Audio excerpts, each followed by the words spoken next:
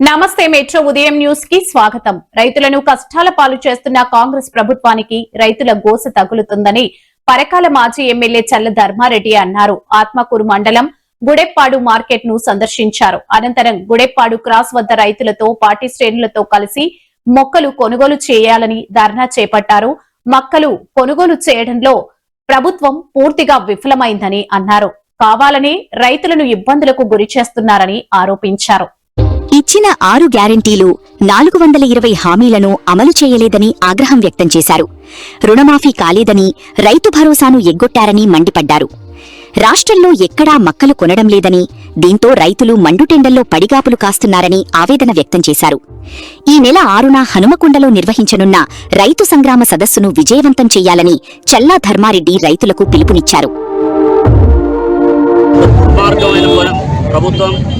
రైతు వ్యతిరేక ప్రభుత్వం రైతులను ఆగమాగం చేస్తూ సర్వనాశనం చేస్తున్న రేవంత్ రెడ్డి గారికి పుట్టగతులు ఉండవు.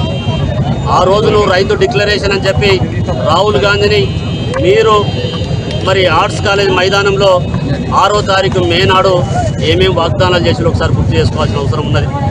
రైతులు ఇట్లా చేస్తా అట్లా చేస్తా రాజుని చేస్తా ఇంకా ఇచ్చేస్తా అది చేస్తా అని చెప్పి కేసీఆర్ గారు ఇచ్చిన దానికన్నా ఎక్కువ నేను ఇస్తా ఆదుకుంటా అని చెప్పిన రేవంత్ రెడ్డి గారు ఇవాళ నువ్వు గెలిచిన 2.5 సంవత్సర కాలంలో రైతులను ఏ విధంగా ఆదుకున్నావు ఏం ఆదుకున్నావు ఒకసారి ఆలోచించాల్సిన అవసరం ఉన్నది.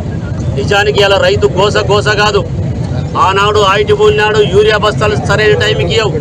భార్యాభర్తలు పోయి రోడ్ల మీద పండుకోవడం, బ్యాంకుల ముందు పండుకోవడం, సొసైటీల ముందు పడుకోవడం, చెప్పులు బొడగొట్టుకొని బట్టలు జిప్పుకొని చెమటలు కార్చి అనేక రకాల అవస్థలు పడితే ఒక్క బస్తా కూడా ఇయ్యని దుర్మార్గుడివి నువ్వు ఒక్కసారి ఆలోచించాలి.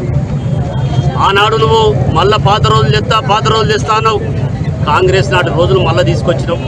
ఇవాళ యూరియా బస్సు దొరకదు, కరెంటు సరైన టైంకి ఉండదు, నీళ్లు రావు. మరి రైతులను ఏ విధంగా ఆదుకున్నట్టో ఒకసారి చూడాల్సిన అవసరం ఉన్నది. నీకు సోయి ఉండదు, ఆయిల్ ఎప్పుడు ఉంటుంది, యాసంగి పంటలు ఎప్పుడు పెడతావనే సోయి కూడా ఉండదు. నీకు ఆయిల్ పోయినప్పుడు యూరియా తీసుకొచ్చి బఫర్ స్టాక్ పెట్టి ఆనాడు కేసీఆర్ గారు ఆయిల్ పూనే ముందు ఇచ్చింది వాస్తవమా కాదా ఒకసారి ఆలోచించాలి.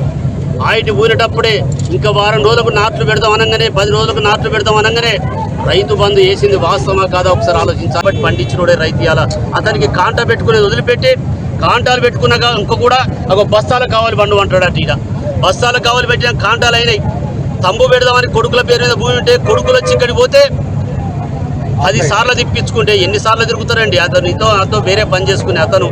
అట్లా ఒక రైతు ఇందాక గూడపాడు మార్కెట్లో ఏడ్చిండు. మరి ఆ ఏడుపు మీకు తగులుతుంది.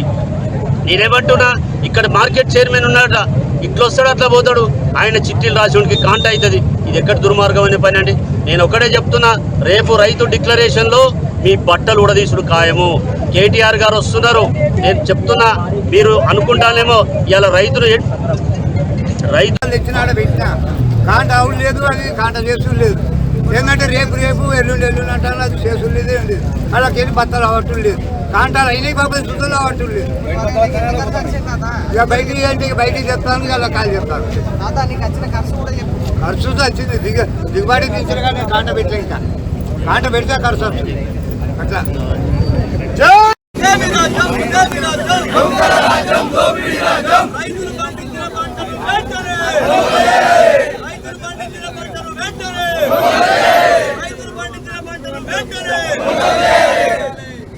ప్రభుత్వంలో ఒక దుర్మార్గమైన